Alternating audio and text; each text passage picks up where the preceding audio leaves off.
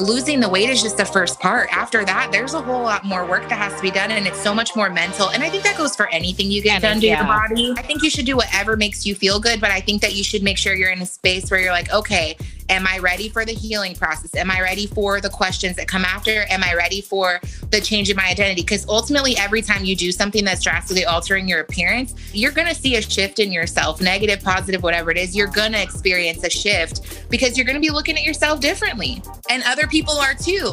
Imagine the pressure I put on myself for having weight loss surgery and seeing these numbers. But then now you have people who know you had it, and every day they're checking to see how much you lost. Or they're telling you how much better you look. And you're like, well, dang, I got to keep this momentum, because if I gain 5 more pounds, then I'm going to look not as good as I do right now. Like, it's a lot of pressure, and people don't mean it maliciously, but if you already put a lot of pressure on yourself, like even without meaning to, other people are adding to that. So I just think it's really important to assess why you want it and really think about, how is this going to change my life? Because if I go back and look at it, I was never really unhappy with myself or my body. I just had a really bad connection to food, and it was a relationship that had to be healed. Just like a lot of relationships from my trauma had to be healed, my relationship with food had to be healed too. Sondra Jo Holtz is a model, social media influencer, and self-love advocate. She also happens to be my actual cousin. I mean, fashion runs in the family, y'all. So when she's not saving lives as a 911 emergency operator, she's sharing her adventurous travels and the latest fashions for brands like Skims, Savage Fenty, and Fabletics, to name a few. But behind her captivating personality and gorgeous campaign photos, Sondra Jo's quest to spread the gospel of body positivity through her platform, Curves and a Carryon, has left an impact on thousands of women across the globe, reminding us that all bodies should be celebrated and never marginalized. Check out our conversation.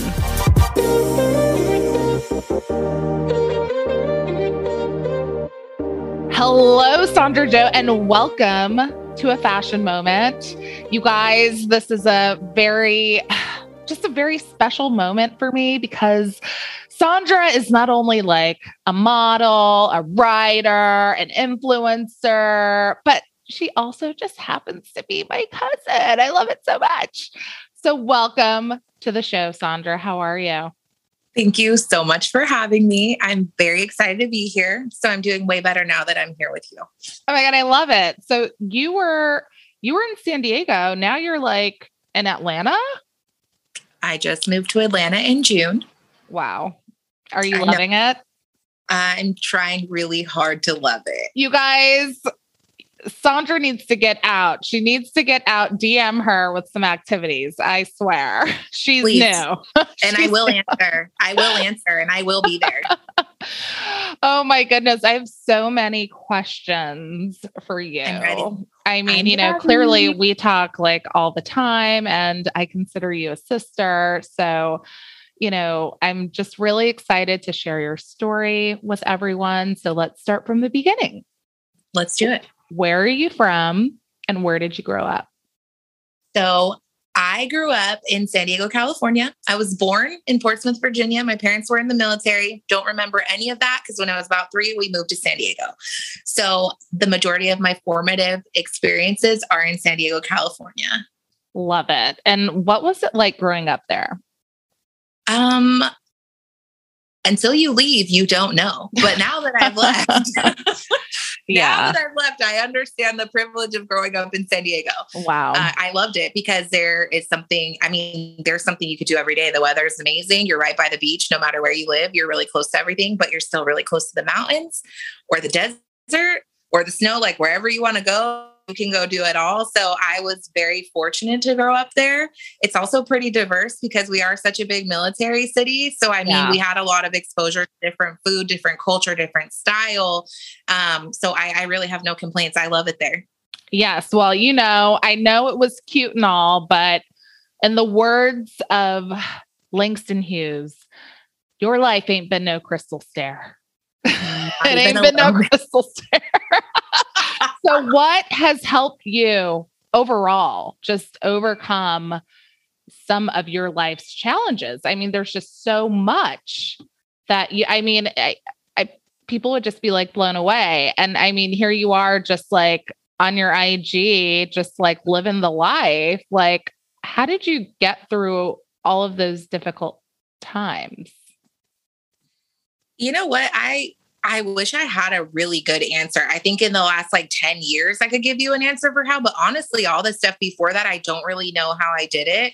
I think a lot of it is just the grace of God and the universe, like just being really kind to me, because I'm very fortunate to be a very resilient person.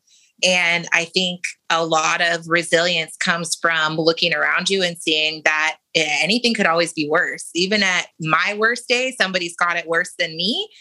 But also, I think the biggest thing I've learned and the biggest thing I take with me into any situation is that I give myself like 5 minutes, right? Like 5 minutes to be upset, 5 minutes to be sad, 5 minutes to be devastated, whatever it is. I process the emotion and then I got to keep going, because the reality is, maybe not for everybody, but the reality for me is like, if I don't do something, it's not going to get done. Yeah. And I can't let everything in life will come and throw itself at you, but there's still things that have to be done. And if I'm the only one who can do them, I got to be ready. So I really make sure I process the emotion so it doesn't get stored somewhere later for a meltdown when I don't need it. Yeah. And we carry on. That's and what listening to a lot of Mariah Carey, obviously. Constantly.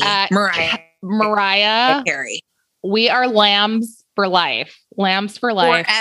Forever. That is more accurate. And also a good Kelly Clarkson will get you through. How did you know I was literally thinking that I was like Mariah or Kelly Clarkson? We're either trying to break away or shake it off, like all the time. There's a Mariah Carey song for every one of life's situations. I don't know how to explain it. I feel like Emancipation of Mimi covered a lot. At least it totally did. And that was a comeback for her. So imagine already being at the top and then still being like, you had a hard time, but you were still at the top having a hard time. And then coming back and being like, but just in case you thought I wasn't still doing this, I am. Like, that's how we should all be doing life. Well, you know what? I've been telling people since it came out, because I'm not a huge celebrity book fan, but Mariah's book on audio, you guys, highly, highly recommend it. And I know so many people were like making fun of me, like my friends, and they were just like, girl, what are you talking about? I swear. And they came back and they were like, oh my God, it's so good. Life-changing. I recommend it to everyone. I told you when it came out, I was like, I pre-ordered this book and it's the only thing I'm looking forward to receiving in the mail. I get a lot of good mail, but I was looking forward to that book the most. It's great, you guys. But, I just have to tell you, one of the situations that you were in when you were working 3 jobs at one time, I remember like, even on my worst day, I was like, oh my God, Sondra was working 4 jobs. 4 jobs. 4 jobs, like just making it and just pushing forward. So I've always admired that resilience in you. So I'm so glad you're thriving now. So when did you discover your love for fashion and your own personal style? I mean, you always had like like accessory, or like, remember when the smiley face t-shirts were in, like you were rocking it first. Like, where did this come from? Honestly, you know my dad very well, and people on Instagram are pretty familiar with my dad at this point too. Oh, Lordy, Party Marty. Party Marty. My dad has a style all his own. And I think because he was always so quirky, nothing really ever seemed out of bounds for me. And also I've always been very exposed to, my parents were never the type to like keep us from watching TV or, going and seeing the R-rated movies and stuff like. So I think I've always had like a finger on trends or on pop culture, because it's never been something that was ever, moderated for us. Yeah. So, I mean, when your dad takes you to karaoke bars from the time you're like 5, years old, like you're going to see everything as it's going through its fashion cycle. So true. I've never been afraid. And if somebody had something I liked, if I mentioned that I liked it, my dad would be like, where'd you get that? And he would usually help me get it. Like if I saw something, you remember the smiley faces, like the t-shirt was it, but when everywhere. I found a smiley face backpack, it was over. It was over. And when I told my dad, he was like, say less, like, let's get it. So, I mean, that could maybe work now. Like it could be fine. Yeah. The 90s are back. We're still doing Hello Kitty. Sanrio was in with smiley faces. So I feel like we could bring back the smiley faces and get away with it. Totally. I don't know that I'll be on board, but we could if we wanted to. I just want to thank Uncle Marty for, just exposing me to alternative music and allowing us as a group to perform the Cranberries, you already Smashing know. Pumpkins, Smashing Nirvana. Pumpkins. Oh my God. No doubt. No doubt. All of it. All because of Uncle Marty. Amazing. And I mean, Cranberries. I mean, I just give me a mic and it's a wrap. If Zombie comes on, we better not skip Zombie, the station. It's over. Yeah. Do not skip the song. Do not skip the song. Well, what inspired you? You've always been a writer. Journaling. I mean, she has like journals on journals on journals, you guys, and they were like color coded and really cool. What inspired you to start See Sondra Slim, the blog, the first one? So yeah, my first blog, See Sondra Slim, as I started going through my own weight loss transformation, I started looking for resources. I do better when I'm trying to achieve something, if I can kind of go off of the experience of other people who try to do the same thing. So I had weight loss surgery in 2011. And when I was looking into resources for, new recipes or like health stuff, I came across a blogger that I really loved. And she was focusing on her journey in terms of like recipes for weight loss. And I was like, that's not for me. But I really love the accountability of what she's doing. And instead of journaling to myself every day about the same old stuff and what my process was or what my journey was, I was like, well, I could always throw it on the internet and then maybe somebody will find my situation and it'll resonate with them. But worst case scenario, I'll always have a place where I can go back and see it. Because if you journal, then you have a million empty notebooks or half empty notebooks, because as soon as you start one, you find a prettier one and then you start that one, or you end up having this for this one for this subject and this one for that subject. So blogging was great because it was the same exact concept, but way easier to edit, way easier to get back to.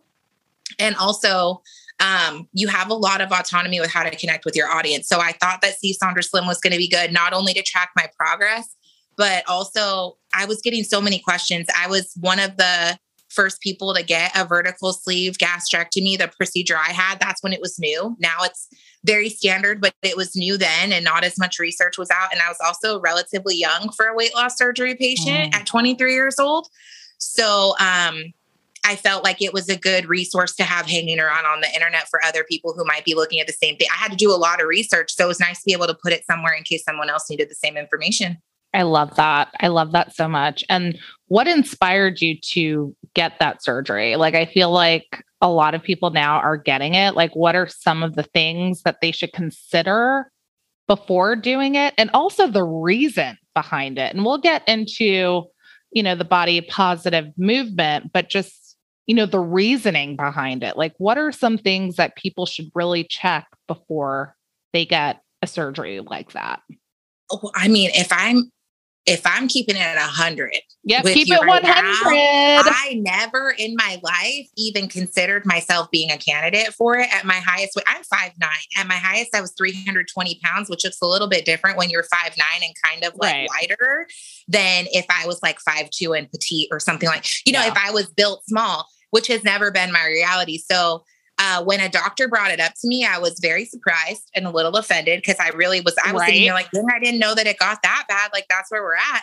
But it also, the early 2000s, that's when weight loss surgery became the new weight loss fad. And I don't want to make that sound negative because I know that there's a lot of negative language when we come to diet talk or weight loss or all of those things. And I think that's a very personal subject. Yeah. And for me personally, if I could go back and do it over again, I would not have done my surgery. And the reason is because having that surgery didn't fix my issues with food. My issues with food, one, again, I've always been bigger, right? Yeah. But a lot of childhood trauma led me to food as a coping mechanism. And when you get these surgeries, no matter what they put you through to get ready for it, it's a 30-minute, 1 hour psych consult. And then they're like, cool. You don't seem like, any of the main things we're worried about. You don't seem like you have like a history of things like trigger warning things like suicide or this or that. So you should be good. But nobody sits there and evaluates, if you're a binge eater or if you are bulimic or if you're anorexic. Plus size people deal with the same eating disorders. You don't have to be 90 pounds to have an eating disorder. Yeah. And so I think that when we don't look at that completely, the issues I was actually having with food were never solved by the surgery. So I had to do a whole new journey. Also, if you've been big your entire life, imagine the identity crisis you have when you're 130 pounds lighter in a year and a half and you don't even look like yourself. It's like I didn't recognize myself. It's interesting you bring that up because I'm actually looking into a surgery to put my stomach muscles back after having kids back to back. And, people are like, oh, you're fine. I'm like, no, it has nothing to do with my weight. It's literally just putting my abs back together so I can do crunches again because I can't do them right now. And so I've been looking into it. And something that really struck me was that there was someone flagged, make sure that you're mentally stable because people get post-surgery like depression. And I was like, what? Oh yeah. It happened to me with one of my skin removal surgeries, but it was more because I've been go. Wait, you cut out. Hold on. How about now? Okay. You're back. Am I back? Okay. Yeah. I had excess skin removal surgery. And with that surgery, I had so much downtime. And once I lost my weight, I decided I was going to become a runner. Right. So I went from running like 10Ks. Oh, I remember that. Yeah. And first of all, you were going up hills and mountains. I was like, well, okay. All right. Talk about an identity crisis. I hate running. I was paying money to run. And one day I was like, I actually hate this. Why am I doing it? And I stopped because I was like, just because I have a new body, just because this sounds like something people will be proud of me for doing, I don't want to do it because it's not fun for me. I get no joy out of it. I get the cardio and I guess I'm skinnier, like cool, but I hate it. I loathe it. I do not look forward to it. It does not bring me joy. I'm not doing it anymore. But I was so used to training for a race and working, 12 hours a day, XYZ. And then now I'm like stuck in bed with these like drains filling up with fluid and my scars aren't closing and like all this stuff. And I was like, I hate it here. So post-op depression is a real thing. And again, I think that we're so cavalier. So many of these things are so easy to do now that I think that BBLs everywhere. Oh yeah, it's everywhere. It's insane. Like everyone has a BBL. There's nothing wrong with it. There's nothing wrong with it. It's just everywhere right now. But take it very seriously when they tell you what to expect, or when somebody tells you, like people ask me about weight loss surgery all the time, and I don't mind answering questions. But honestly, I don't even tell most people I had it done anymore. One, because if you're really paying attention to me, you can Google me and find out I had it because I have a whole blog about it. Yeah. But two, my experience is not going to be the same as yours. Exactly. And until you're in it, you won't know. But your doctor's going to tell you something different than mine did. And your experience, your healing is going to be different than mine. And a lot of people want to cut corners. And this is not a shortcut. There are no corners. And then losing the weight is just the first part. After that, there's a whole lot more work that has to be done. And it's so much more mental. And I think that goes for anything you get done to your body. Yeah. I think you should do whatever makes you feel good. But I think that you should make sure you're in a space where you're like, okay, am I ready for the healing process? Am I ready for the questions that come after? Am I ready for the change in my identity? Because ultimately, every time you do something that's drastically altering your appearance, you're gonna see a shift in yourself, negative, positive, whatever it is. You're gonna experience a shift because you're gonna be looking at yourself differently. Wow. And other people are too. And you imagine the pressure I put on myself for having weight loss surgery and seeing these numbers. But then now you have people who know you had it, and every day they're checking to see how much you lost. Wow. Or they're telling you how much better you look. And you're like, well, dang, I got to keep this momentum, because if I gain 5 more pounds, then I'm going to look not as good as I do right now. Like, it's a lot of pressure, and people don't mean it maliciously, but and if you already put a lot of pressure on yourself, like even without meaning to, other people are adding to that. So I just think it's really important to assess why you want it and really think about, how is this going to change my life? Because if I go back and look at it, I was never really unhappy with myself or my body. I just had a really bad connection to food, and it was a relationship that had to be healed. Just like a lot of relationships from my trauma had to be healed, my relationship with food had to be healed too. And I didn't really need surgery to do that. Wow. That's amazing. I was actually, my follow-up question was going to be like, when was the moment that, you officially accepted yourself? It seems like it was very early. I mean, because society, people, it's insane. First of all, like, what constitutes plus size, and what constitutes like a healthy body? But even those numbers are biased, like from a medical perspective. So it's it's everywhere. Going back to when I was 5 years old, and on top of the world, like, there was no body positivity. There was no Ashley Graham. There was no plus size Sports Illustrated model. There was none of that, let alone women of color, alone like representation in general was so far fetched when I was younger. But I think, I had a very unique experience, right? I have a white mom. I grew up in a predominantly white neighborhood. And even with those factors, nobody ever really brought it up. Nobody ever really brought up that I look different. Nobody really brought up any of that. And when it's San Diego, y'all. It's San Diego. Laid back. It was real weird. So then when people did, I would always be like, that was weird. Because I'm like, that was weird. Nobody ever says that. So if I look back at a very young me, she had no problem like being her. So I was always in a talent show. Yep.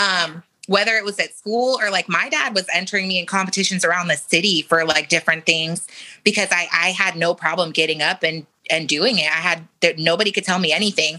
And, then you get older and you get into those like middle school, high school years, and you have those people who are like so self-loathing that they need to focus on you instead. And I've always been a very like, everybody can be my friend. Like, I love everybody. I don't care what you look like. I don't care what's going on. Like, if you're nice, I'm nice. And so it was a big shock for me going into that space and having like more of the body awareness. Mm-hmm. And I think, honestly, it wasn't even the people. I think that if there would have been more availability for, trendier clothes for being plus size when I was younger, that honestly would have eliminated probably 50% of the issues I was having. Yeah. But I had to shop in like the women's section. Oh, man. It was a lot more matronly back then. We like didn't the have Ralph Lauren at age 14. That's assuming you have the access. Like, my parents were not taking me to JCPenney or, or Robinson's May. Like, I was at Target. We didn't even have Walmart in San Diego at that point, but I was at Target. I was at like off-brand stores. So now not only am I not wearing designers or brands, but now I'm also dressed like somebody's grandma. Like, and, and I'm wearing a flowered shirt, or I have like some silly saying on my, there was not, the classic joke of like plus size clothing is like stupid saying, inspirational quote, flowers, or like some random stripe pattern that makes no sense. Like, there was nothing. So now there's so much more accessibility. And I feel like it's really flipped the script for us, because there is more body positivity, because there is more representation in fashion, because we're still not where we need to be with size inclusivity, but we're getting so much better. And I think we need to take that for what it is and stride. But it wasn't like that. So I think there was like a re-acceptance of myself, probably like my senior year of high school. I was really lucky to move I came to San Bernardino. And I moved in with your parents. We were all together, y'all. Yes. And I finished out California in an actually diverse community. Like, that was my first time being in a majority like a school with a majority of people of color. Yeah. You Black know? and And my first, yes, like we had so much more of that. Mm-hmm. And I found myself with a lot more friends. I found myself being relatively popular. I was on the prom court, like in San Diego, that never probably would have happened for me. But there was more availability. I noticed also in an area with more people of color, there was more access to more trendier plus size things. There were stores that we didn't have where I lived. Yeah. By the beach with all, you know, the blonde, blue-eyed Baywatch people. And then you go an hour and a half inland and all of a sudden there's a rainbow. Okay. Right. I don't care what anybody says. I don't care what anybody says. Rainbow got me through 11th and 12th grade. And everybody always told me how cute I looked. So would I shop there now? Maybe not, but they got me through. So, so it was, I think there was a reacceptance at that point. And then obviously after my weight loss journey and realizing that there was a lot more to what I was really looking for to find happiness, that was probably the ultimate accepting myself. Probably came around like, I would probably say like 26 years old. So maybe like 7 years ago. Wow. How did you get there? Did you see a therapist? Were you doing journal prompts? Did you pray? Like, it's more like, what didn't I do? Right. Because I've tried everything. Like, and I've been very fortunate to come across so many different types of people in my life, people who are more spiritually aligned versus, you know, traditionally religiously aligned, or people who are more creatively aligned as an outlet versus other people who are like, you need to go to a therapist and talk it out. And other people who are like, you know, what helps me is throwing paint at walls. And I'm like, what? But you never know until you try. So I'll try almost anything. But I think just really the most important thing is listening to yourself. Sometimes I realize that I'm looking at what works for everybody else and trying it and wondering why nothing's working for me, when really all I had to do was take a second by myself alone, disconnecting from everything that distracts me. And I realized that if I just go for a walk outside for 10 minutes, I'm probably going to feel a lot better. Or, oh, I haven't eaten anything all day. I bet you if I got something in my stomach or took if I take 30 minutes to make myself a good meal in my own kitchen, that's therapeutic in itself. And then I also fix the problem of me actually just being hangry. Like I really had to learn to trust myself. And sometimes what I need is a therapist. And sometimes what I need is a walk. And sometimes what I need is to journal. Like it changes, but I just had to be a lot more intuitive. And I just really had to trust myself and not worry about what everybody else was doing, but what was going to work for me. I love it. So BOPO. It took me a minute. I was like, BOPO, what is going on? You know, I'm like on it with, certain fashion trends, but then like culture, certain cultural shifts. I'm like, wait, what's going on? So BOPO, body positivity. What is going on? What is it? And why is it important? It's a loaded question because depending who you ask, this is a very controversial topic, right? Because anybody can be body positive. We should all be positive about our bodies in a perfect world. Is this an all lives matter situation? Exactly, right? Like that's where it goes. And so it becomes so controversial to where you're like, oh my gosh, come on guys, please. But at the end of the day, if you're talking to me, because again, even in the plus size community, by certain standards, I technically have my own privilege as a smaller fat person. Okay. So I take that for what it is because I'm not here to tell people how to feel. All I know is how I feel. That's all I can speak on. For me, I would hope that every person I ever encounter in life has a moment in every single day where they look at themselves and they say, oh my God, look at you. You look so good today. That's my hope for everybody. And at my biggest or at my smallest, that's all I ever wanted for myself. And that's all I want for everybody else. I want you to appreciate you. I want you to appreciate your body. And I want you to appreciate what you can do today in this moment, no matter where you're at. It doesn't mean that you can't improve on something if you want to. And it doesn't mean that you're any less if things decline for a minute. All that matters is that this body that you have right now is still allowing you to do the majority of the things that you needed to do. Even on my worst day, I can still get up and walk to go get whatever I need. I can still do so much with this body that people tell me that I shouldn't be able to do because I shouldn't be healthy because I'm fat.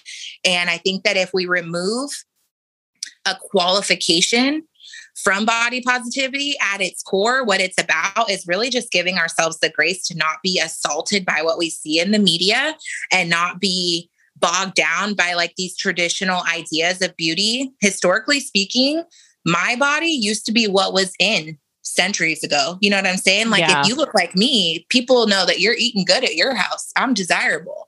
Right. Somehow we evolutionize that hundreds of years later to where the smaller you are, the more worthy you are of attention.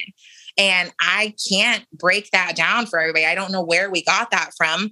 And I'm sure there are people who are more of an expert in that. All I know is that I just want everybody to take a moment every day to appreciate where you are right now, because you might be able to do something your body could never do before. And if you're not, you have the power to work towards that. And you can do whatever you want. You can, as long as you feel good, you can wear what you want. You can do what you want with your body. Like nobody can stop you. And so for me, that's where we go with body positivity. I just want people to love themselves at every stage within their bodies.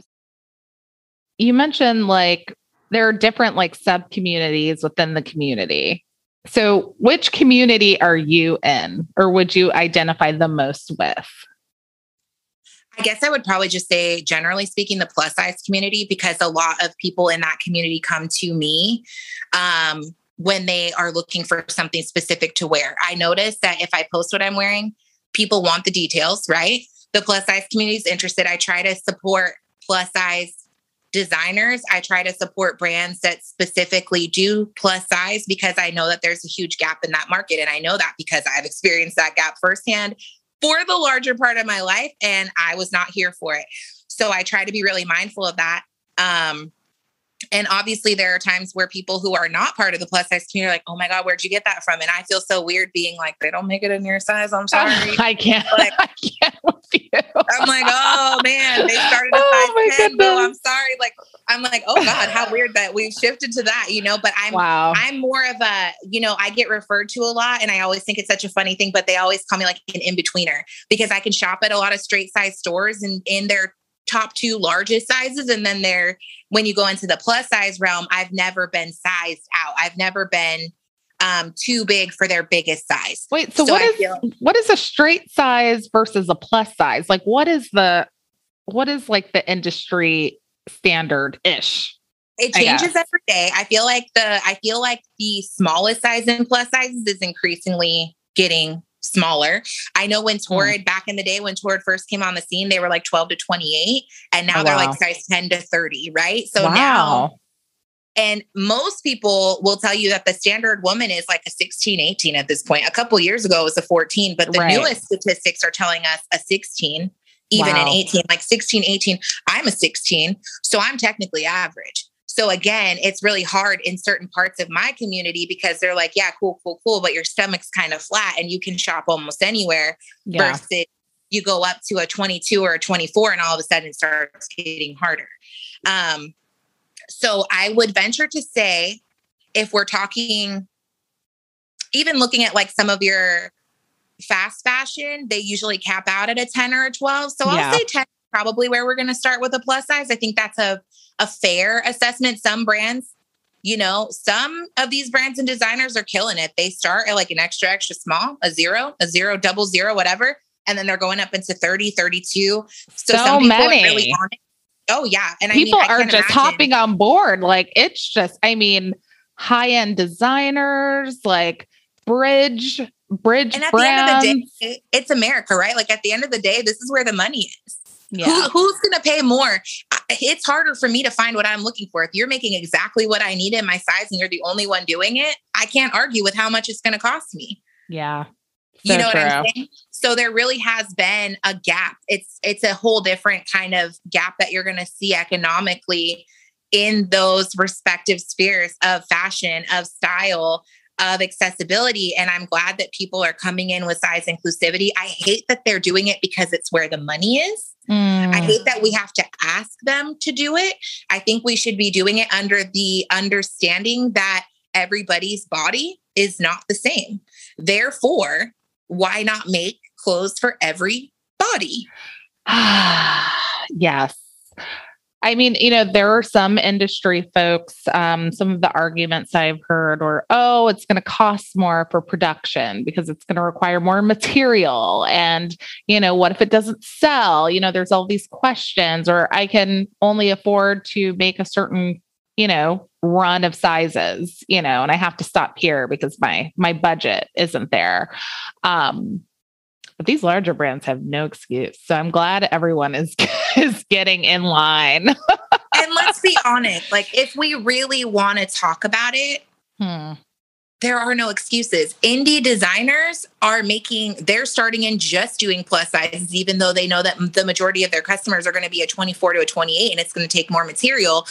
As a person who's starting a business, if you know what you're doing, everything you're doing is priced to make sure that you make a profit outside of that anyway. So why can't you do that? If you decide to create a line that caters to more people, why can't you just build that into your pricing?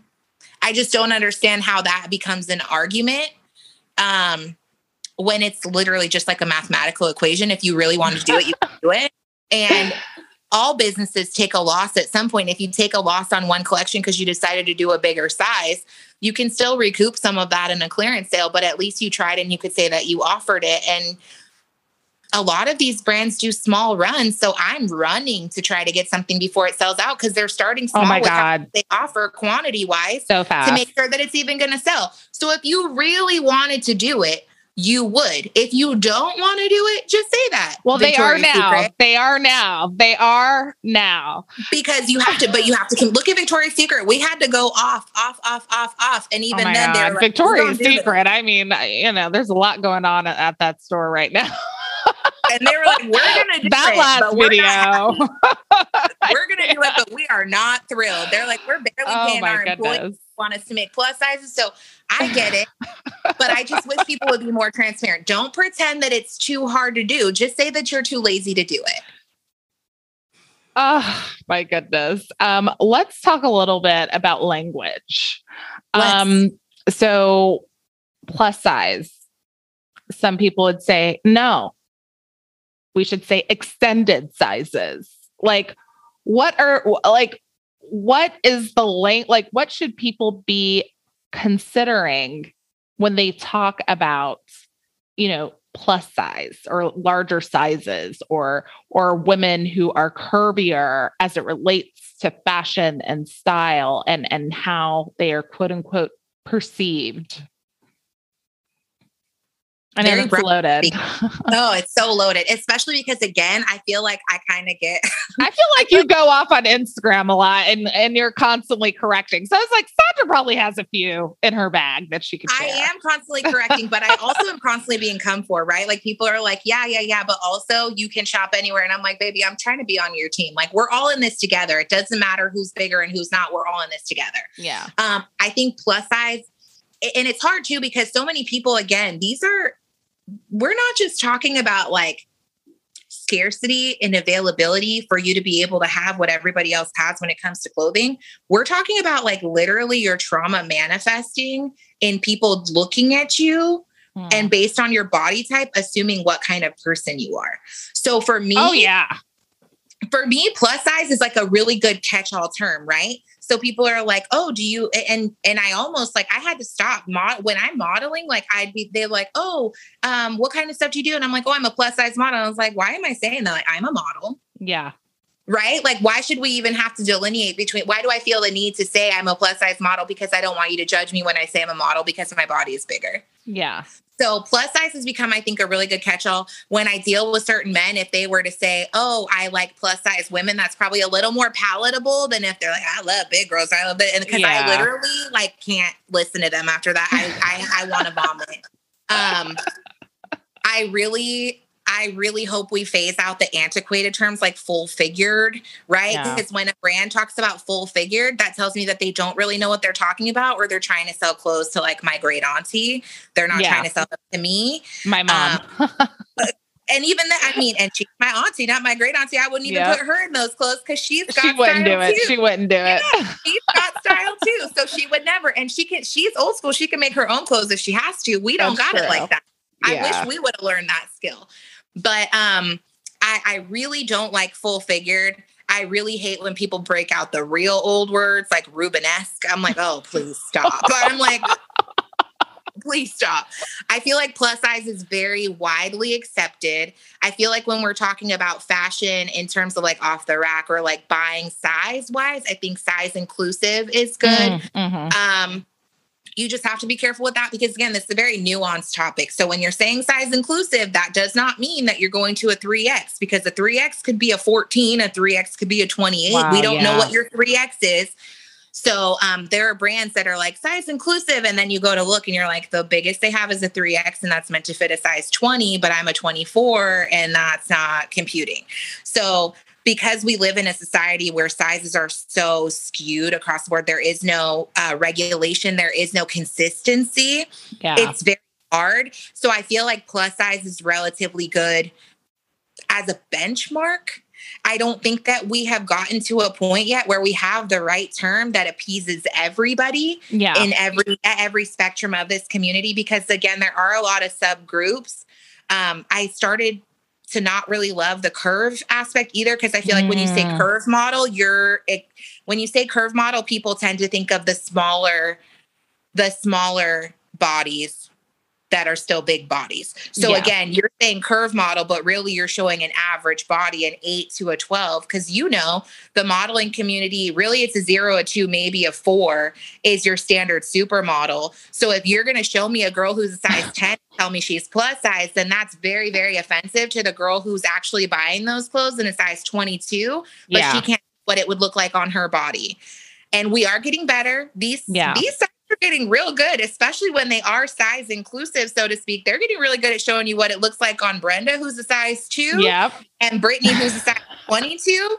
And I'm here for that because girls always, they're like, okay, that looks really cute on you, but I want to see what those jeans look like over a fupa. And I'm here for that because I'm the same. I'm like, can I see the back view of that shirt? Because I got this back roll situation. I need to know what it looks like. And I think that with more transparency in fashion, we can hopefully start not having to put a label on it. Yeah. I would like for you to be able to see what you want to wear and see how it looks on your body instead of you having to qualify what your body is based on a term. I don't think we need to be doing that. It's played out. Yeah. 100%. Lizzo just dropped rumors with Cardi B. Yes. We love it. We love her. And she was, recently in the news for breaking down in tears on her Instagram live. Just explaining to her fans that, the hateful comments that she's been receiving, really took a toll on her. So it's like, how do you combat the haters or block them from polluting like your inner spirit? I mean, it probably sounds really cliche, but at the end of the day, anybody who's coming for me is just trying to run away from what's going on with them. You know what I mean? You're not really concerned about my health. You're not really concerned about my body. And again, I did the 5K, 10K thing, but I could probably outrun you. I was at yoga the other night and this man was next to me. He shows up for yoga shirtless in like 5-inch shorts. Like, okay. And he was like, he's like, I looked at you all class to make sure I was getting the pose right. And I was like, oh my God, thank you. I am very strong and bendy, even though my body, you think I'm not, I am. And he didn't qualify the compliment. He just said, I wasn't being weird. I was looking at you all class because I wanted to make sure I was doing it right. And I was like, that is so cool because my body can do a lot of things that everybody else's can. And if it couldn't, it wouldn't make me any less of a person. But if you are so concerned about my body and my health that you just feel the need to spam my Instagram with it, I'm actually worried about you. Yep. I already know what's going on with me. What's going on with you? I love it. I can't imagine. This doesn't even happen to me that often. I mean, the last time somebody really came for me on Instagram, I posted like being on a horse in Cuba and they were sending like animal activists to my page. Okay. Wow. Not to mention that I asked the people in Cuba, I was like, hey, is this horse going to be okay? Like, I'm kind of a big girl. They said, this is his workout for the day. This is our strong horse. You're going to be fine. I was like, okay. And obviously if I thought I was abusing an animal, I would not have done it. Wow. But that's the angle people came at me from, which was crazy. Wow. But imagine being Lizzo. Like, I mean, I maybe had like 15 people leave a mean comment and all of the people who are in my community on Instagram were going ham on them. I didn't have to say anything. They were like, are you serious? I was like, guys, it's fine. Come here, come back. Oh, I just want harmony. But imagine being Lizzo and it's like nothing you do is ever enough, really. Like all you do is crank out good music and try to be, you're just being yourself. She inspires people by being herself. I don't think she's trying very hard to live out loud. And we just get to be lucky enough to be inspired by it. And then they still want to come for her. Like, how could she not break down? I don't think there's anything wrong with that. Yeah. And it's she's human. Yeah, exactly. And I think that's just the breaking point, right? She deals with this every day. They just caught her on a day where it hurt a little bit more. But anybody who's coming for you, whether it's over your body, how you live your life, whatever, sometimes it's just easier for people to focus on what you're doing than what's going on with them. If 100%. You need to come over here to do that, I guess that's what I'm here for. Welcome to my community. I'm here for you. I love it. You're making it sound like rehab. I'm like, come on over. You let that out on me and I'll just keep living my life. Oh my goodness. Not paying my bills. But thank you. I cannot with you. So you have a phenomenal social platform, Curves and a Carryon. So that's what inspired you to create this, and how do you build community? Because you have such a great one. I'm very lucky. I wish that there was a secret formula. There is not. But what I will say, and I've told you this, I tell everybody this, being yourself will always pay off. Authenticity and being genuine with people will always go much further than whatever it is you're trying to create to bring people in. And I started Curves and a Carryon because I knew it was time to move away from Sondra Slim because I didn't care about losing weight anymore. Wow. I don't weigh myself anymore. And again, these are very personal decisions. It's just what worked for me. But I realized that those things were making me obsessive about my body and about my weight. And they were taking away from me realizing what I could do. Wow. Waiting for a certain number on the scale, waiting for a certain number on the tag of my clothes. All of that was taking away from what I was able to do. And so it was time for me to really reassess. And I realized that I didn't care about running or working out, not fanatically enough for it to keep being my platform. Yeah. So I was like, this is not, Sondra Slim is not who I am anymore. That's not my goal anymore. Because I realized over that transformation, I realized that that was never what I was really looking for. Yeah. So I had to start at the drawing board and I'm like, okay, what really drives me in life? And the fact is that, honestly, being bigger has led to all these opportunities for me because people needed bigger bodies to be on display and they chose me. So that was a big part of it. And not because I particularly enjoy being in front of the camera. I don't. But I think it's very cool to see other people's interpretations of you. I think it's cool to see yourself the way that other people see you. And I really love working with different photographers and getting to see their interpretations of me. Yeah. It always makes me really happy because usually I never looked at it like that. I'm like, I'm always so honored to see a photo of myself and be like, who is that? Because that's that person telling me what to do and where to do it. And then that is them looking at me, putting me in that scenario, translated to this photo. And then I look at myself and I'm like, how dare you ever be mean to yourself? Look at you. Wow. You know what I'm saying? And so it's a very powerful thing for me. So that was big. And then also I love to see the world. Traveling is the one thing that literally drives me to get to work every day and finish the shift and pick up the extra shift. And all I want to do is connect with more people and see more of what the world has out there because we don't realize how small our bubble is here. Yeah. And so that was Curves and a Carryon. Curves is me, the whole curve model plus model life. And then a Carryon, literally, I don't know how many shoots I've done internationally. And I literally packed Oh my God. You guys literally went to Greece with a Carryon. The Greek photo, like the photos in Greece, you guys, I'm going to have to put some of the links in the bio because when you sent those to me, I was just like, shut the front door. It was like goddess energy, like just shut it down. It was so good.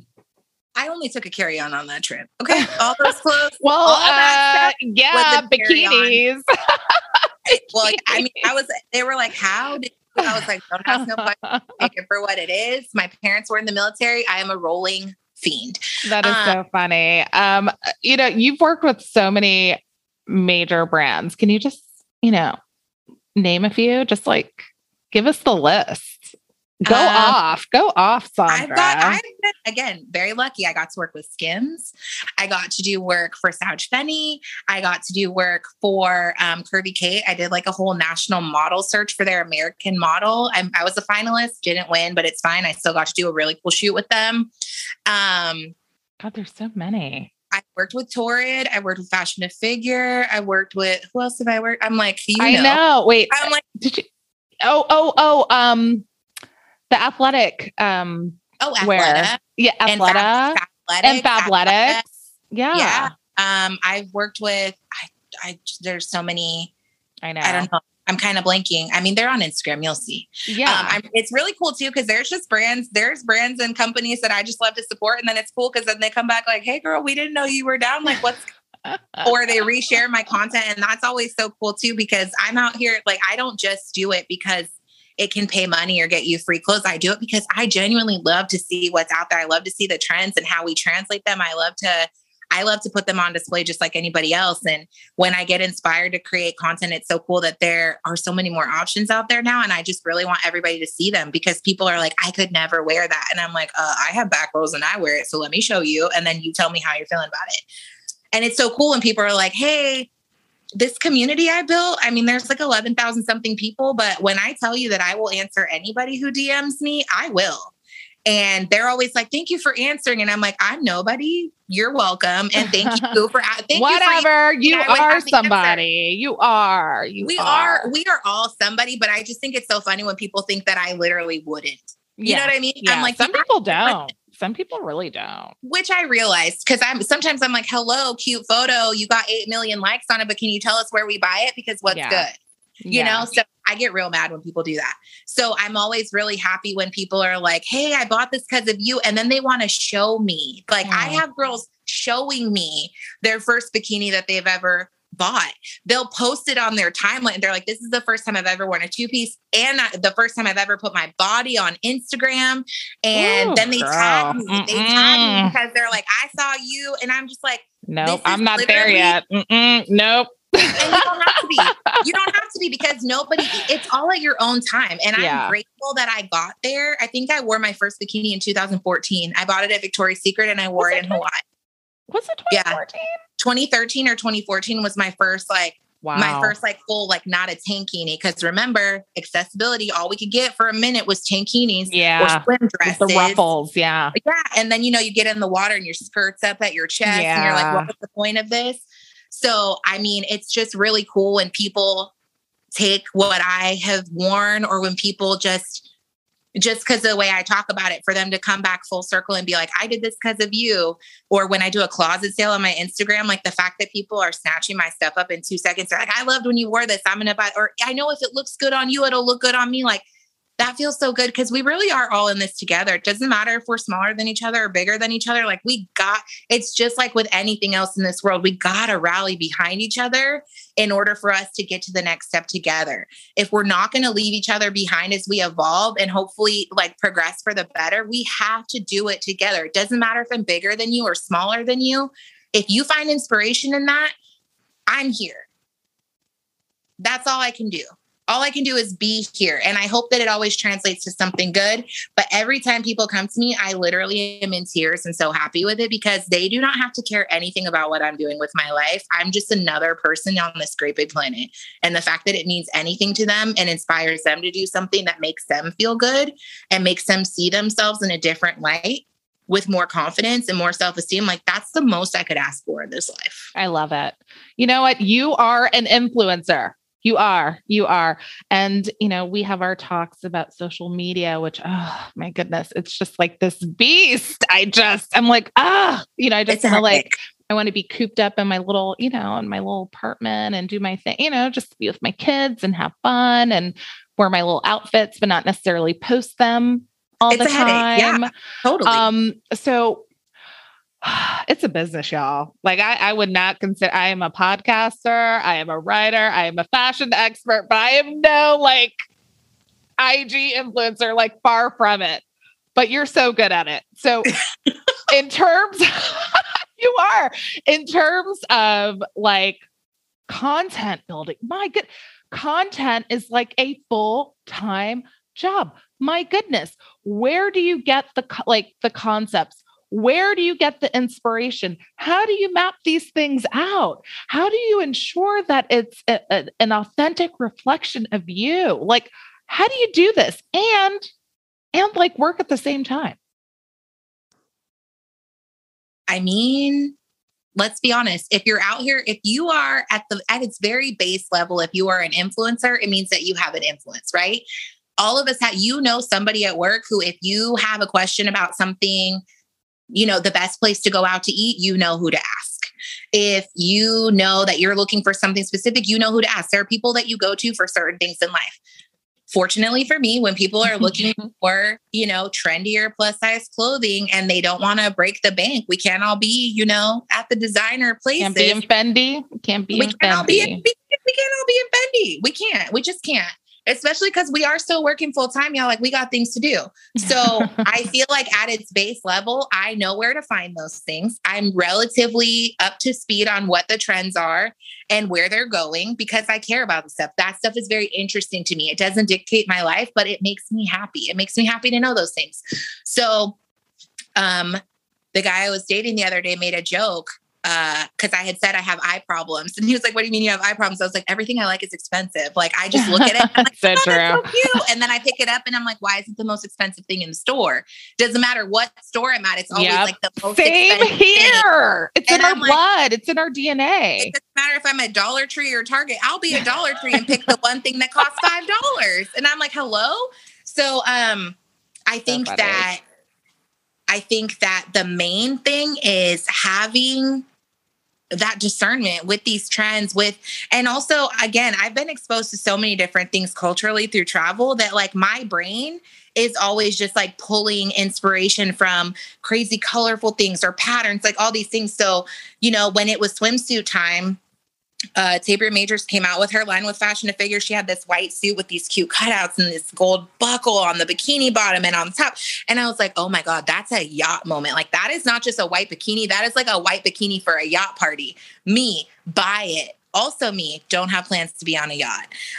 So I was like, okay, now I need to know, I need to have this in my arsenal because I'm going to find somebody with a boat and I'm be like, listen, I have this suit and I need to, and it just so happens that I'm like trying the suit on and the guy I'm dating is like, I don't have a yacht. Cause I told him, I said, it's a total yacht bathing suit. Like, I'm really excited. I cannot with you.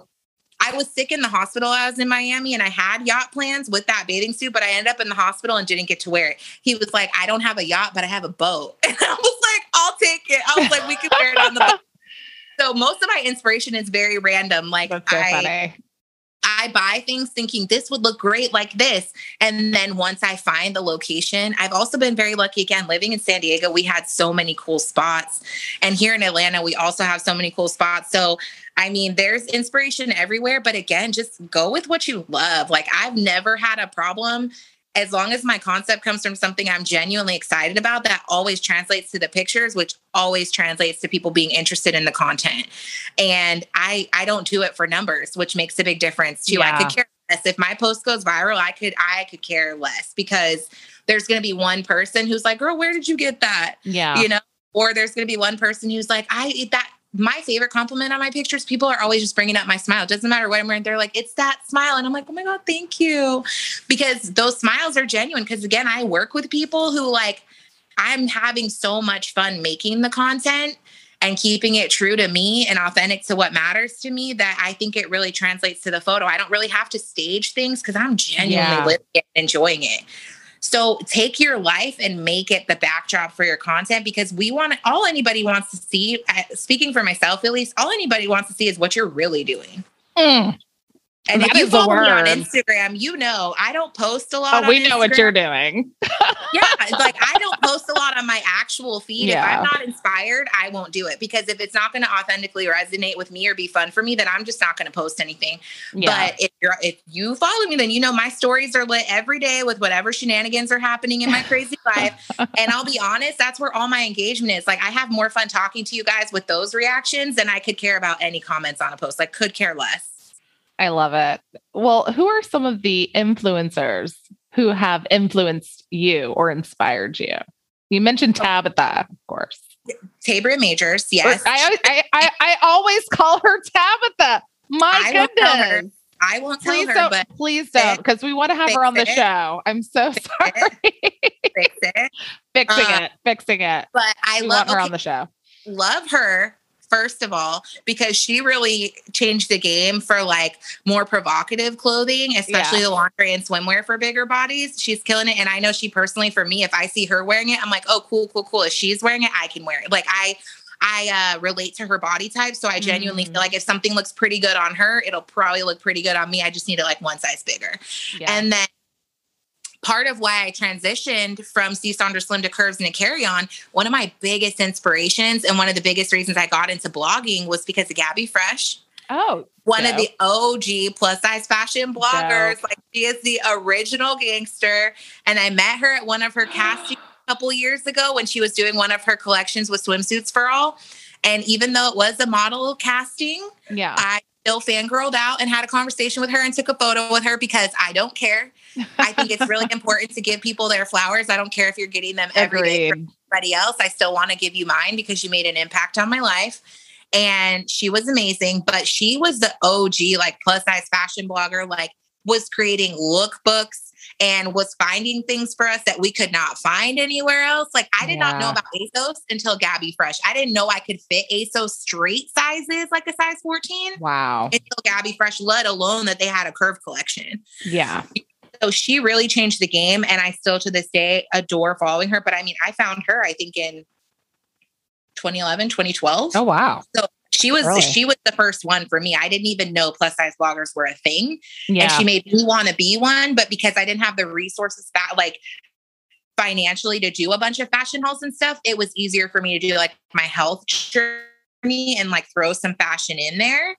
And then over time, once it got to a point where I had to realign myself with what I want to do, she was a huge inspiration for me for Curves and Carryon, like the lookbooks, the everything. And I will never do it the way that she does it, but she was a huge inspiration for me. I think Ashley Graham resonates with a lot of us in this community. Love her. She really was. She really did come forward and make the way for us. I know a lot of people in this space would argue that she's not authentic. Like, she's not really plus size per se.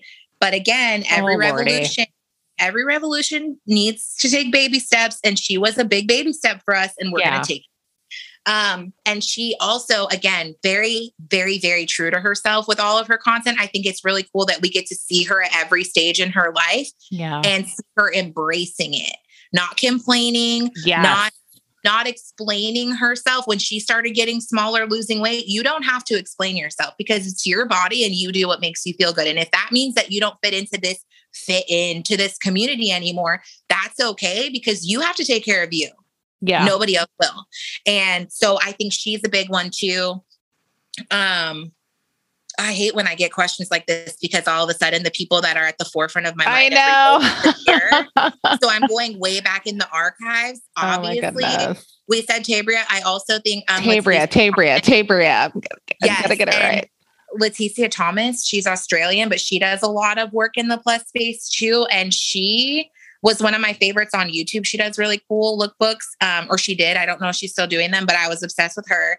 And she also had a collaboration with Fashion to Figure. Oh, wow. I really love that she takes that like sexy, feminine look and really translates it to make it accessible for people who wear bigger sizes. She's again on the threshold there where she could do like kind of both ways, but I love that she really helps, emphasize like the femininity of the curvy body. I think that we've really gotten away from that. I think that I think a lot of times we have a tendency to act like we're just dressing up fat bodies to make them more palatable. When at the end of the day, any body is powerful and palatable. Yeah. It doesn't matter if you want to wear nothing or if you want to wear everything. I think that really coming back to the femininity of curves is a really good reminder for all of us who struggle with our body image. And I love the way that she does that. I love it. I love it so much. I have like a million. I'm like, how do you crack the algorithm? Like there's just so much I want to know. I know, right? Swear. Nobody knows the algorithm. Nobody knows the algorithm. I don't think Instagram knows their own algorithm. I'm pretty sure they do not because they don't even know who they want to be anymore. But I will say it time and time again, be yourself. If you can come out here and from day one, you show us who you are and you show us the evolution of that same person every day and we feel like we know you, the numbers will come. If you care about the numbers, she says it all the time. She says it all the time. But don't do it for the numbers. Do it because you want to connect with people like you. I have connected with amazing people. I mean, one of the people that was going to be in my wedding I canceled, I met on Instagram. She was in my comments. She said, I just moved to San Diego and I just love you. And I think we would be good friends. We should go do lunch. We did. And now 2 years later, that's my ride or die homie. Like when she wants to go somewhere and nobody else will go, she knows she can call me and vice versa. And that's because of Instagram. Wow. And a plus size travel group on Facebook that led us to each other on Instagram. Like the communities are out here and they are crazy and we are all looking for each other, but we can't find you if you're being somebody else. I cannot find you if you're pretending. So don't pretend. Be yourself. That's a word. That is a word. I think I'm going to put that on a t-shirt. Don't try to steal it. I'm going to trademark it. Okay. You got it, girl. Everybody out there. I'll buy one. There, I can't find you if you're not being yourself. I love it. I'll take that one. Okay. So you mentioned a few brands during our conversation. Like, are there a few that are just like your go-to where you're just like, yes, yes, yes. Is it Fashion to Figure? Is that one? I freaking love Fashion to Figure. I don't know what it is, but every time they drop something, I'm like, listen, even if it looks kind of funny at first, I'm like, I don't know if I could wear that. It comes in the mail. And out of everything I order, the one thing I was unsure about ends up being my favorite. Wow. Also, let me tell you why I stand Fashion to Figure, because when they did their first collab with Tabor Majors for Swim, they brought not one, but 2 thong bikinis for plus sizes. And guess what? They ran big. So I had to size down to wear it. Guess how often that happens in plus size swimwear? Never. So I think the fact that they are willing to bring in influencers or like popular plus size people to do collabs with, and the fact that they are not scared to take the clothes that most people say bigger bodies shouldn't wear and really run with it, makes me love them. Only that I have is that they sell out very, very fast. And when they sell out, it does not always come back. And that is very frustrating for me because I want it all. But I love them. They were on my radar until a few years ago. And they are just, I don't know how to explain it. And everything I wear from them, people are like, oh my God. And I'm like, Fashion to Figure. They're like, what? And I'm like, how are you mad at Fashion to Figure when you're clearly not looking at the website? Because I can't stop getting things from them. Wow. I love it. So I stand Fashion to Figure. And they're exclusively plus size too. So I think they are also size 10 to 28 or 30. Wow. I have to fact check that. But their sizes run, they do 0, 1, 2, 3, 4. So they number their clothing kind of like Torrid. I'm generally a 1 in all of their clothing. And which again, I think being at the smaller end of plus size, considering like by consideration of other people being average size 16. I think that if I'm a 1 and they go to a 4, that's a pretty good, we could be doing better inclusivity wise, but it's a pretty good start and it's pretty industry standard. And they have something for everybody. I can't say enough about them, honestly. They should be paying me for this endorsement. I'm like right in that middle size. In-betweeners are a real thing. Yes, I'm in between, like, especially like the 10, it's like, and then also it's just like no body is alike. Like, it's just, and then different designers cut differently.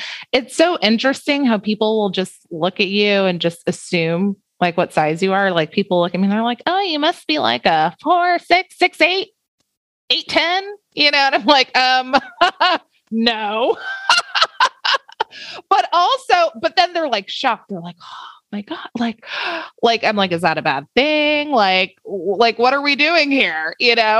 I think that each body is different. And also I like a looser fit. I'm not like really like a bodycon girl. So I like a little, a little room, a little, like a nice little shift dress, that's just me. So of course I'm going to size up, but people just like, it's crazy how people just assume things about people and project their own judgments on you based on your size. It's crazy. It's crazy. You know that my closet is a revolving door of people. You know, I'm constantly giving clothing away. I'm constantly donating clothing. I have a friend. She is bigger than me size-wise, but she's also shorter than me. And she was at my house and I was like, oh, actually, and I was like just going through my closet one day and I was like, oh, I want you to have this stuff. I think it's going to look really good on you. And she was like, skinny bitch, I can't wear this. And I was like, first of all, why would I insult you by handing it to you if I didn't think it would fit you? Exactly. So I've literally been working in the plus size sphere for a very long time on the front lines in the torrid fitting room. So I think you're going to need to listen to me really quick. So imagine the reverse of that. Imagine being the person who's trying to encourage somebody and imagine that they can't even look at the clothing just because it looks a certain way. They think that it won't fit them. Yeah. When in reality, every single thing I put her in fit her perfectly. And she was like, this looks so, she's like, not to make this about me, but it looks so good on me. I was like, what did you think I was doing when you? Why would I? It's the insecurity. I think, also, there's so much of that. We start to look at ourselves the way that other people have told us they see us instead of looking at ourselves for what our bodies actually look like. Somebody says one thing to you, I have a little speech impediment. I have a slur. Never knew until somebody brought it up when I was like 15 years old. And I was like, bro, I was like, excuse me? And then I was like, now I see it. You know what I mean? And now I tell people about it. And I was just like, this is so crazy because until somebody said something, I had no idea. Wow. Until somebody called me fat, I didn't think I was fat. Till I was 7 years old and somebody said something on a school bus and started singing 1-800-94-JENNY at me. Wow. Then I was like, oh my gosh, I'm fat. That's terrible. Oh my God. I totally forgot about that commercial. It's been a minute. Because he sang it when I got on the school bus every day. Wow. For a week until the school bully who sat in the back of the bus literally threatened him one day. And I was so scared of her, but she was actually standing up for me. And I was like, let me just run with this because I want to her. But again, that was me deciding who she was. And then she got tired of making fun of me. And she came to defend me. And I was over here still scared of her off of what other people said, which is the perfect example that you never know how people feel about themselves. You never know how people feel about you. But that one person says something sideways to you and it changes everything that you thought you were worthy of. And I just really hope we get away from that because I don't think it matters. When people come up to me and they're like, you're so confident. I wish I was like you. They make it sound like I have no right to be confident in this body. Like weird for me to be confident. Yep. If you could say me, how do you think the person who feels that's bigger than me and tells me I'm not big enough to be plus size feels? I just think that it's so weird that we really have to qualify our compliments to each other, or we really have to qualify the clothes that we're wearing. The fact that I even have to say that they might not have somebody's size is so frustrating to me. And I understand that that's a much bigger scale of a problem that has to be attacked and we can't do it overnight. But the way that we talk to each other is actually really easily remedied. Yeah. You don't have to come up to me and make any assumptions about me based on my body or the color of my skin or any of those things. It's just something that we decided we were going to start doing. And I think we could also decide not to. Absolutely. Absolutely. What, I was going to ask you what the biggest misconception of, plus size women typically is, but you've addressed so much of it already. I think basically you answered the question. But, the fashion industry is becoming more inclusive. It's happening slowly but surely. Well, actually a little faster now. We saw, Precious walking down that runway for Versace. Did I not DM you? I was like, Sondra, OMG. And she hit a Vogue cover that wasn't international. Ooh. Okay. Oh my God. Okay. You that don't have walk. to just be in Brazil anymore. She owned it. Owned it. I was just like, girl, stop.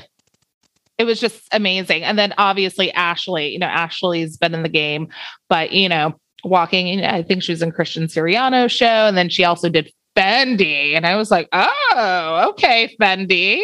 We're all getting in the game here. So, what can we do to ensure that this momentum continues and doesn't become sort of this is what we're doing now, a trend, but more of a mainstay in the industry? I really think that in general for the industry, I don't even want to make it just about plus sizes. I think we just really need to capture the idea that when we are when we are sitting in these shows and we are watching people strut down these runways, I do not want to see a sample size. I don't care if it's the plus sample size. I don't care if it's the straight sample size. I want everybody to see a body that resonates with them. I think that we should have, if you offer size 2 to size 24, you should probably have the majority of that represented in your show. Because I think that if you are telling everybody they can wear it, you should be showing it too. Because a lot of people don't believe it until they see it on a body like theirs. Yeah. I want you to ask the CEO of Torrid how much more denim they sold once they started showing those jeans on girls with fupas that are size 22 and not just a girl who's a size 12 that doesn't appear to have a stomach. Because it makes a big difference. And let's be honest, at the end of the day, fashion is an industry for a reason. They're trying to be out here making money. And a lot of it, they're not throwing shows to charge you nothing for these clothes. It's expensive to have a show. I'm sure it is. And it's expensive to buy what they're selling at the show too. Yeah. So if you want to really, if you really want to be about it, if you're really about that life, then you want to make sure that you have somebody who represents the mom who used to be a size 4 and now she's a size 12. Are we doing a cash money situation right now? You just said about it. And I was like, oh yeah, about it. Like, I love it. Everybody wants to say they're on board with body positivity or size inclusivity. Everybody wants to jump on the train, but not everybody wants to jump off when the train's about to crash. You know what I'm saying? And you got to be down both ways. Like if we're robbing the bank, then we're robbing the bank. So I want. Oh my goodness! My money. If you are coming to take my money because now you're offering my size, you better make sure somebody who looks like me is show me what it looks like on them. And I think that should be, I think that it's great that we have Precious and we have Ashley. I think it's great, but I still think that they are a very glamorized version of a plus size body. And I think if you really want to gain momentum, and I think if you really want to make an impact, then you need to take what maybe seems a little more imperfect, so to speak, and that needs to be highlighted. Because if you look at Rihanna doing the Savage Fenty fashion show on Amazon. Oh my goodness. Listen, epic. You had so much representation for the LGBTQ community, the plus size community. You had your celebrities that were in there were of all different body types, colors, representations. How do you have Lizzo, Lil Nas X, and Rihanna all wearing the same brand? And Paris Hilton. Paris Hilton was up in there. Thank you. Please explain to me how everybody cannot be doing that. She's doing fast fashion and it's like all made in China. If she can do it and you're trying to sell $400 something, I know you can do it. And I want to see more.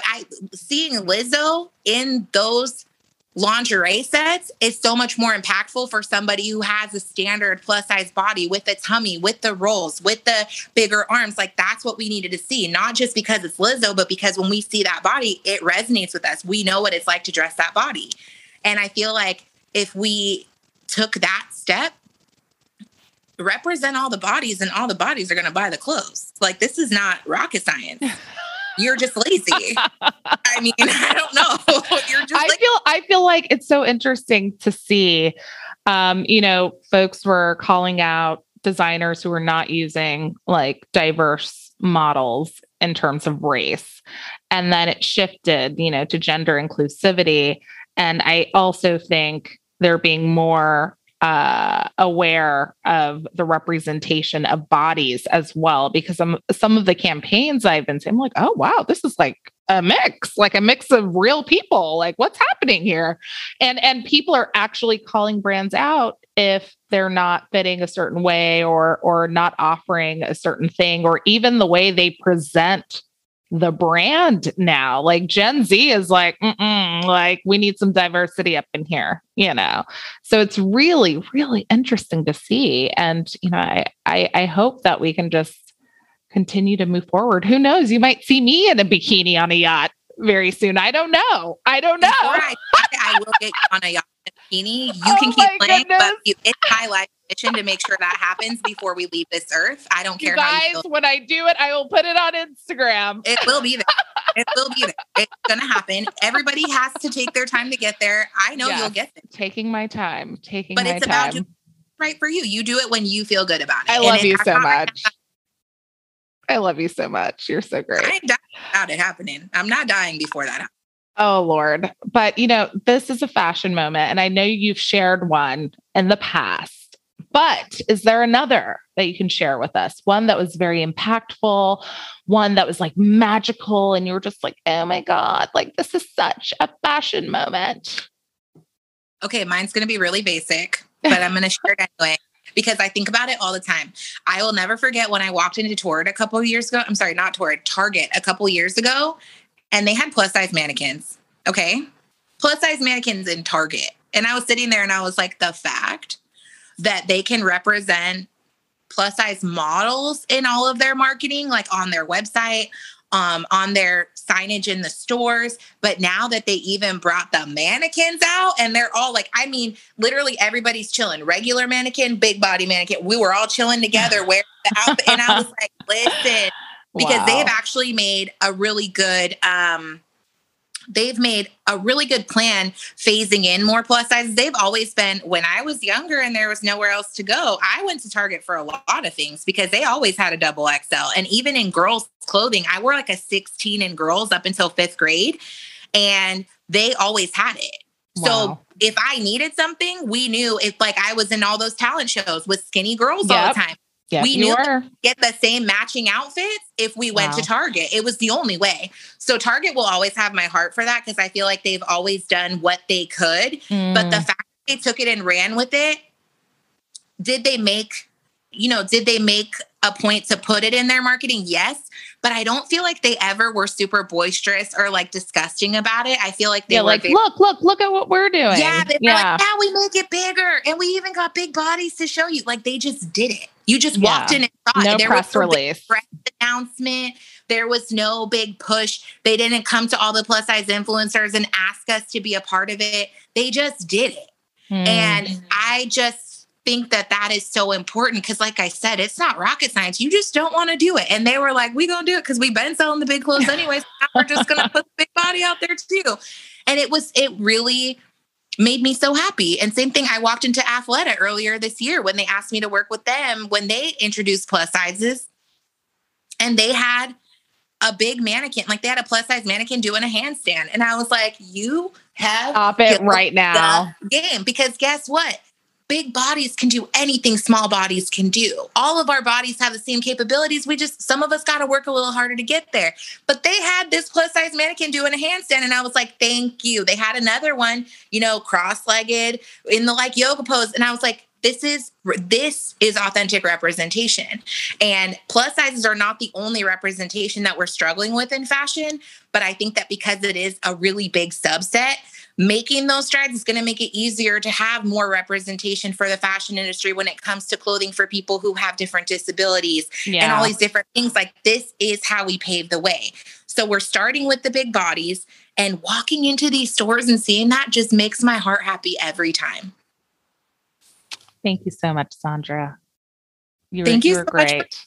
You're welcome back anytime. And you know where to find me. And where can people find you? Obviously, my biggest platform is Instagram. That's where I hang out all day talking to all my virtual friends.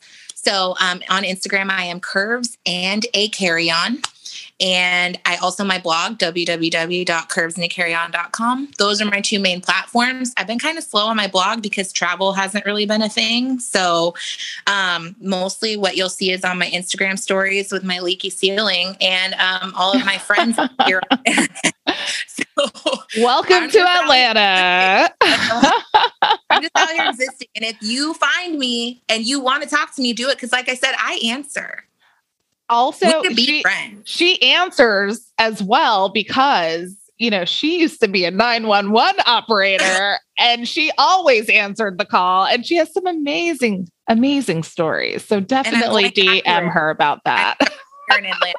Starting back to 911 dispatching in Atlanta next month. So I will be here with more 911 stories coming your way soon. And don't you call 911 to try to get in touch with Sondra. Just send her a DM. Just send her a DM. People have requested me. Please don't do it. That's not the kind of fame I want. Oh my, what? Get Get off my show, girl. Get off my show. Thank you so much. Thank you for having me.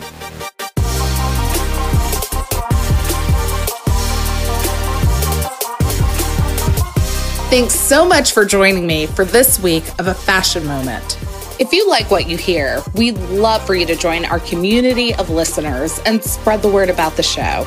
We also want to hear from you. Share your favorite fashion moments and dream guests with us by sending an audio clip or email to afashionmomentpodcast@gmail.com. Or you can tag us on Instagram at A Fashion Moment, and you could be featured on next week's episode. And don't forget to subscribe and leave us a review and let us know what you think. Until then, see you next time for another fashion moment.